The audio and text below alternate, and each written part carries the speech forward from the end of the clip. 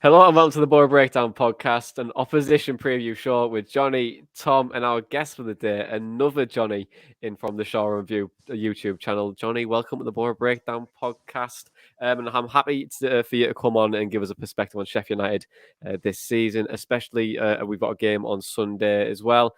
But I'm going to start things off, guys, and ask how he's feeling. Appreciate we're 3 games in now. Well, it's going to be the 3rd game in. And I just want to know how you're feeling in 3 words. So, Tom, Jonny, do you want to go first? And then I think Jonny will get the gist from there. Yeah, I'm just going to say want a win. Obviously, I thought we were going to get one against West Brom. Then that didn't work out so well. I thought QPR, we had OG on last week telling us, QPR aren't really starting the season well. And then we lose to them. So, yeah, it's I just want to see us win. Just get the season off to a bit of a start. Yeah, I feel like everyone that comes on this podcast and say, we're doing absolutely horrendous, they tend to beat us. So, Jonny, if you want to just go into that in a second and want to way to win, it's probably the way to do it. But, Jonny, how are you feeling in 3 words? Absolutely fucking near. It's near a word. I don't know, Watford game were pretty abysmal. Millwall game, really good first half. I didn't see much at second half. I had to leave at half time because I had 2 bob bits, but yeah, first off, really good football.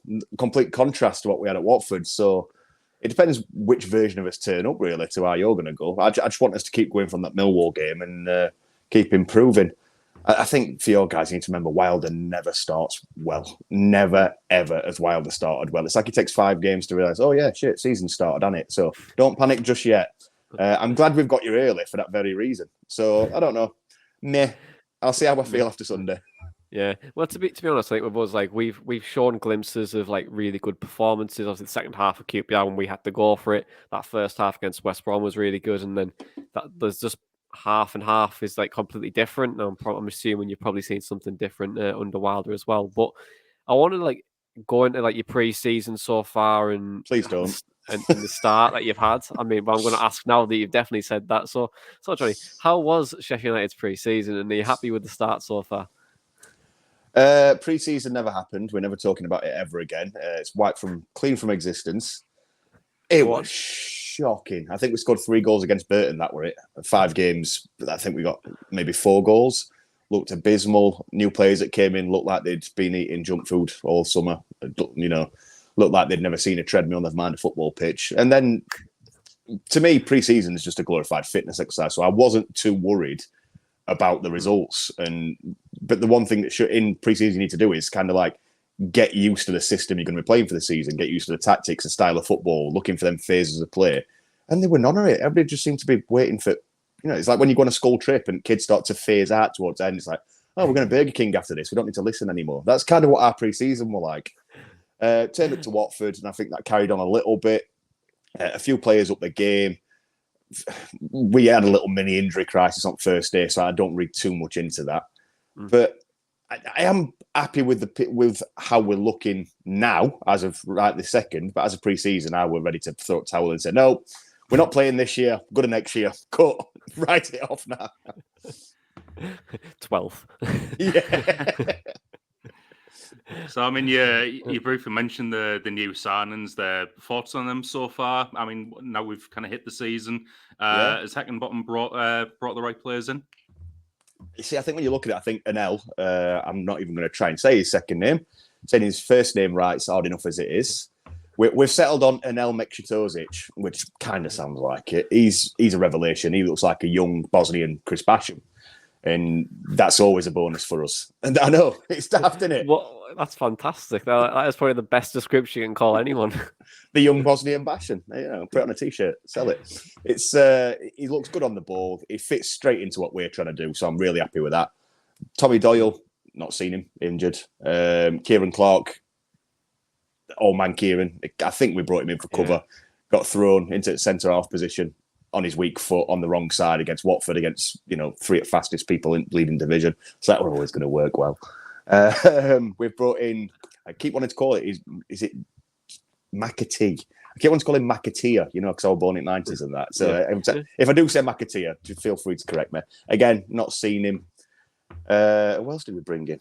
Rudi Kadra, he looked brilliant when he came on against Watford. Really good with ball at his feet. I think he could be one to watch going forward. Really, really classy on the ball. Seems to set everybody else up well. Other than that, I don't really know. We've not really seen anything. I know we're only 2 games in, but even during pre-season, we left it that late that we've not really got a good look at anybody. Yeah, I mean, obviously it's still really early. I know teams take time. You were saying just obviously a bit earlier around like while they're taking about 5 games to get going, and then realizing the season's just started. And I think when you were talking about managers and obviously players fitting the system, Paul Heckingbottom, he came in middle of last season after I thought Jokanovic was going to do such a good job at Sheffield United, and for whatever reason, it just never materialized at all. And then credit to Heckingbottom, he came in, he got the playoffs, and appreciate it wasn't to be at the end. But do you think he's the right man to take Sheffield United back up to the promised land, or is he the man just to take it one step closer? I think it's a big ask. I do think he shares a lot of similarities tactics-wise with Wilder. I think they're very different personality-wise. I think Wilder's a bit more straightforward, whereas Heckingbottom's a bit more passive-aggressive about certain things. But Heckingbottom's a brilliant coach. He got a bad name going to Leeds and we're at Ibs. Let's be fair, Mourinho could have gone there and he wouldn't have got out of Leeds and Ibs at that point in time. So it weren't very fair to judge him on those 2 performances after doing so well at Barnsley. So I think they wanted him. But our board wanted to sell season tickets at the same time. And after Heckingbottom kind of got that poison chalice after Wilder left, didn't he, in the Premier League? Yeah. So they were thinking, oh, he's lost all these games. He were off responsible for taking us down. And so it weren't really fair. So I think they brought Jokanovic in just to sell season tickets, because when you've spent 4 years building a squad that plays a specialist system, to bring in a guy who's only ever played one way, got no plan B, doesn't have the players to fit that system, being lied to and told he's going to get money and gets no money. What did they expect to happen? He wasn't going to. We were speaking about Jesus earlier. He's not going to split the Red Sea and make everything work, is he? He's not divine inspiration personified. He can't get miracles out of a team. So they got rid of him. Thank Christ. Sorry, they brought in Heckingbottom. He knew the players, knew the system, knew how to work it. That's why we reverted back to type, so to speak, and he got a lot out of them. And we were unlucky not to sneak up by the skins of his teeth, I'd say. If it weren't for Forest being in the form they were in, I think we'd have gone up. Whether that had been a good or a bad thing, time would have told. But this season, he's got his own players in. He's got a longer time to adapt him to get him how he wants to play him. If he doesn't get us up this season, and I mean take us up comfortably, I may have some doubts about whether he can take us forward, because this will be the last year he gets out of quite a lot of the players that are there. Your Sander Bergers that ain't going to be here next season. Your Chris Bashams that are too old. Your Billy Sharps that's already playing into his, what was he now, 87. Playing into those kind of years. He's not going to have these players anymore. So he really needs to do it this year so we can get that investment to bring younger players in. You were saying there around, that where if it's not automatic promotion, he's probably not going to. He's not going to probably be here, or he's going to run out of time with a certain amount of players. But I want to know your opinion, Jonny. I want to know where you think you're going to be towards the back end of the season. Is it going to be the dream of the Premier League? If there was a gun to your head now, would you do that, or are you thinking maybe playoffs, or are you thinking disaster? To me, looking at what we've got available now, and looking at the reinforcements we still haven't seen, but we've been told they're well. If we can keep the squad relatively fit, we've still got players to come back from injury. If we can keep kind of a consistent team out week in, week out, I think we can finish top 2 quite easily. That's not me trying to be big-headed. The players have been there, done it before. They did it last time through having a consistent team that remained injury-free under Wilder. So they know how to do it, and the reinforcements have added to that and given us some more quality. If we finish in the playoffs, we're not going up. End of story. With Sheffield United, we just do not go up in playoffs. It's written into the footballing law. So it's just not happening. So to me, finishing anywhere below bottom 2 is us not going up. And if we don't go up, that's got to be classed as a failure compared to the requisite that's been laid out to him. Where do I personally, hearts finish? I think we're going to finish 4th. And to me, that means end of story for the season. Just before, I know we're going to go on to Sunday's game, but have you ever heard of the malt curse on this podcast? I've not, no. So our co-host Dana will say something on the podcast. I.e., Zach Steffen will catch me from the stadium. She fell from the stadium. Zach Steffen will catch her. The next game, Zach Steffen completely missed the ball and QPR scores. So obviously the malt curse, because you just cursed him.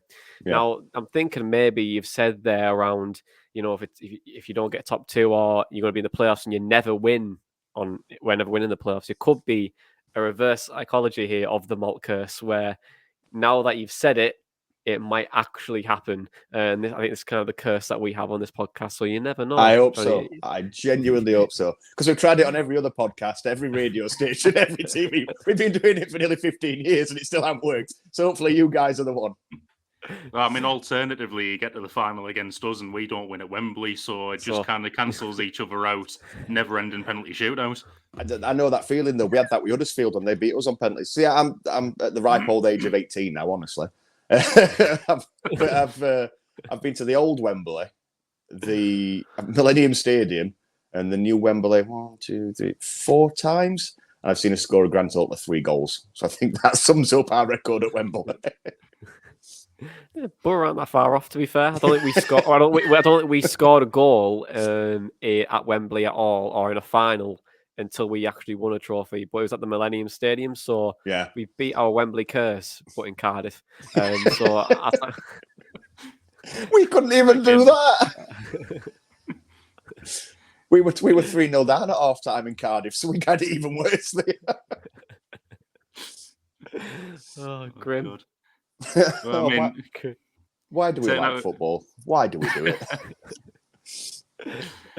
Taking our sights down a bit from Wembley and Cardiff, thinking back to Sunday, who should Boro be looking out for as the danger men from Sheffield United on Sunday? 2 players in particular, and that's Iliman and I. He was brilliant last season. As one complaint was, he maybe weren't strong enough at times. He's bulked up, so to go with creative feet, speed, pace, good footballing brain. Now he's a bit bulkier, he's a bit stronger. So Tom cleverly tried to pull him down by every limb, orifice and bit of clothing he could find when played him. And Ndai still came away with the ball. So he's definitely one to watch. Another one is Anel Mekshitozic. He's the Bosnian Basham. He comes forward with the ball like he did in his heyday. But I say with a bit more of that, that footballing classiness to it. It's not just knock it forward, jink it past next man. He holds it, he looks round, looks where to play on, looks where to run. Got a really good footballing brain. So if those two can link up, I mean, that's how we scored the other day. He looked up, came forward, passed it on, and Dyer breaks past 2, makes keeper. So those 2 are the ones to watch. Please don't break them. For the love of God, please leave them alone. Oh, you say that on this podcast, mate. It's going to happen.